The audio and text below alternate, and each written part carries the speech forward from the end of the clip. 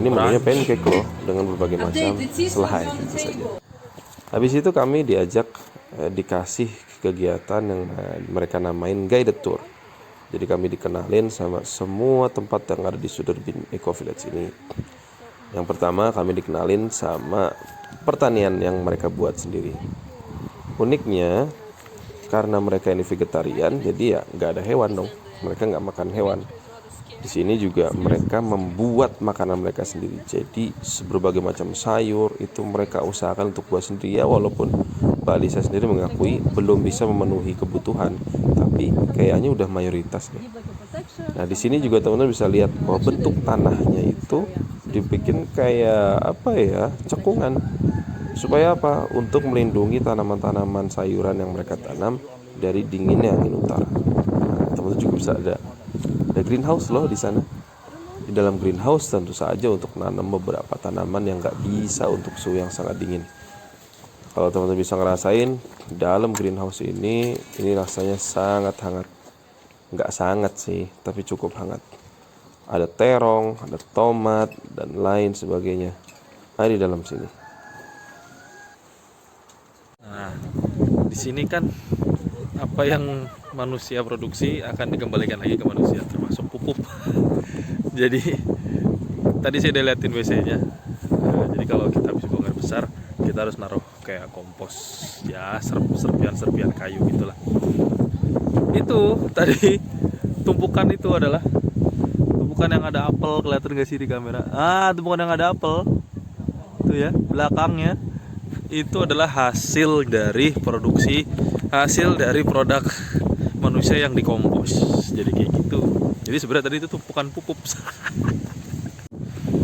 Satu hal lagi yang sangat menarik dari Suderbin Eco Village adalah mereka sedang berusaha membuat listrik mereka sendiri. Tentu saja untuk mensupport desa mereka sendiri. Pakai apa? Ini dia. Ini adalah ruangan reaktor biogas. Jadi kalau teman-teman bisa lihat nanti ada reaktor biogasnya. Namanya Tommy.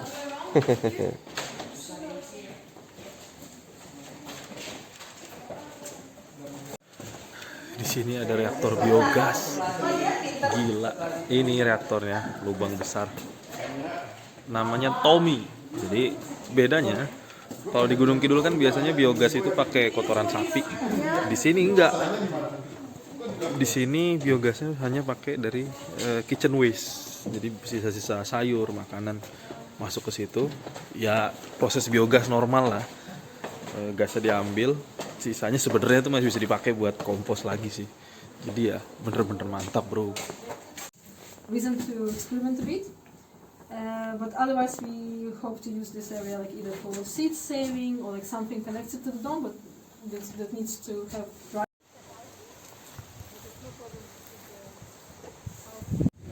Semalam saya tidurnya di bungalow yang ini, bungalow. Tuh. Anget loh, karena kami punya itunya apa, penghangat di situ pakai kayu bakar. Ya, mantap bro. Ini semalam bertiga di sini, lilin nyalain, terus di situ deh. Benar-benar pengalaman yang mantap. Dan alhamdulillah nyenyak tidurnya. Area TV, tenda-tenda ini yang semalam kita I think last night was so windy, so intense.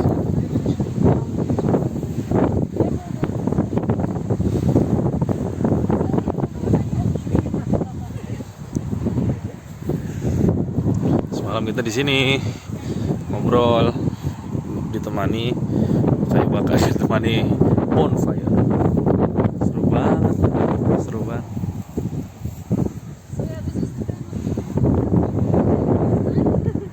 Ada yang menarik nih dari Suderbin Village. Ini kontainer yang ada spanduknya Make Gardens Not War. Dalamnya adalah coklat factory. Jadi, mantap banget. Cuma kita nggak boleh masuk karena ini private, punya orang gitu kan, harus izin. dan lagian hari Minggu kan, hari Minggu jadi tutup kali. Tapi ini nih coklat factory mantap banget.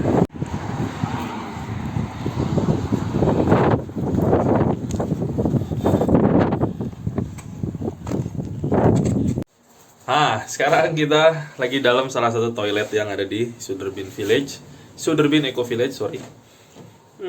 Di sini total ada 4 toilet yang bisa dipakai.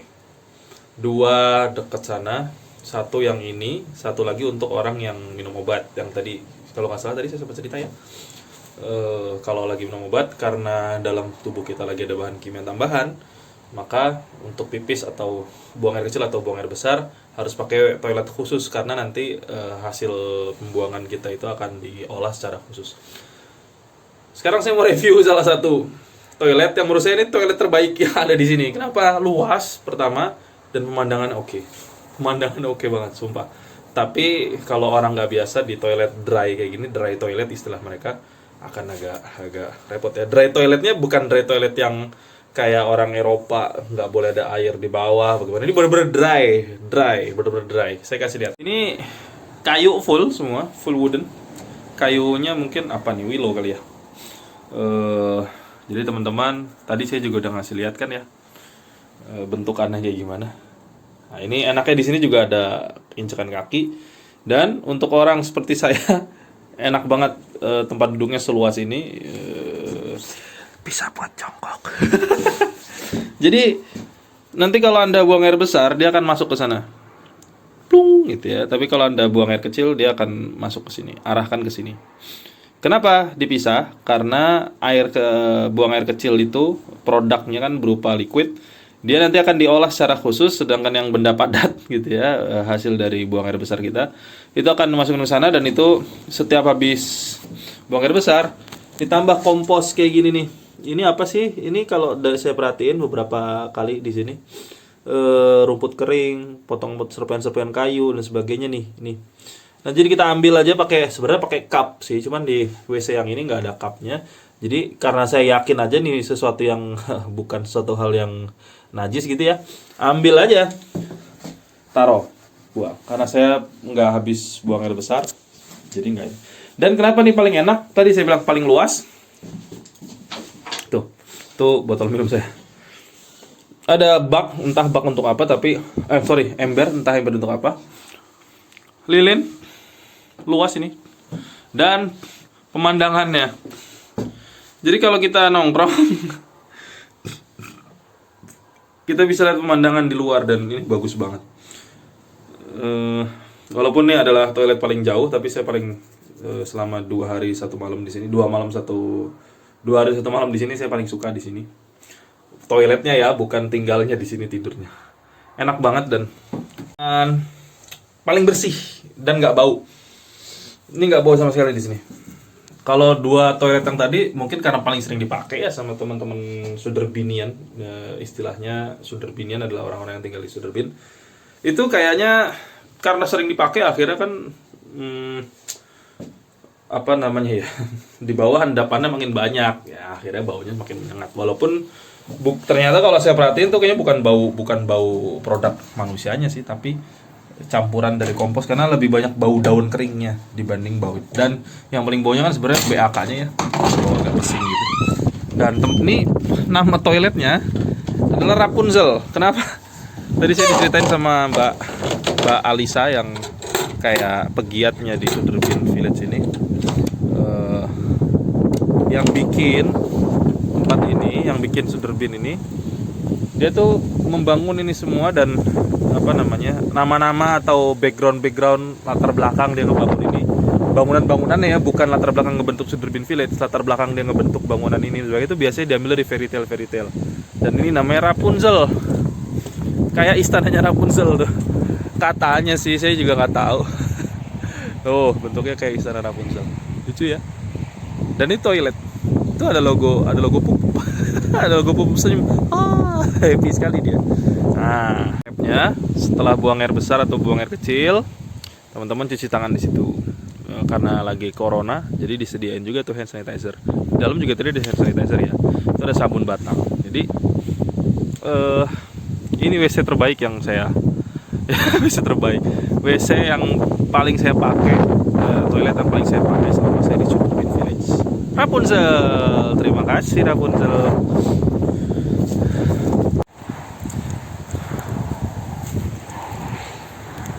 Setelah guided tour hari ini, guided tournya ya dikenalin tiap-tiap tempat, sejarahnya, fungsinya untuk apa, bangunannya namanya apa, misalnya ada bangunannya gitu ya. Saya jadi apa ya, berpikir bahwa ya teman-teman di Suderbin Village ini memang sekelompok orang yang pengen berbuat sesuatu, tapi memang untuk society-nya dia sendiri. Kalau tadi memang Mbak Alisa punya latar belakang political view yang cukup berat begitu, makanya dia memutuskan ke sini. Kalau dia lebih ke gue nggak setuju sama keadaan, nggak setuju sama sistem, ya udah gue membuat sistem gue sendiri, bukan untuk menjadi raja di sistem dia sendiri, tapi untuk ini harusnya tuh kayak begini hidup ya. Kalau yang saya tangkap gitu sih tadi. Saya mohon maaf kalau salah ya Mbak Alisa. Dan kalau kita lihat dari segi-segi hal-hal yang diimplementasikan di sini, sebenarnya di Indonesia juga sudah banyak yang mengimplementasikan desa seperti ini. Tadi biogas itu juga di Jogja udah banyak gitu. Di Jogja sebenarnya udah banyak. Menanam tanaman ya, apalagi di Indonesia lebih banyak lagi. Mengingat kita memang alhamdulillah tanahnya lebih subur. Karena ini tanahnya bentuknya koral. Pulaunya itu dulunya koral. Bahkan teman-teman Suderbin ini harus bawa tanah sendiri dari luar, dibawa ke Gotland, ditaruh di sini untuk bisa nanam-nanam tumbuhan-tumbuhan, kol, bawang, dan lain-lain. Jadi bersyukur banget lah. Sebenarnya di Indonesia ini sudah hal yang biasa, cuman di sini menjadi sangat luar biasa karena belum ada yang menjalankan kayaknya. Jadi mari bersyukur.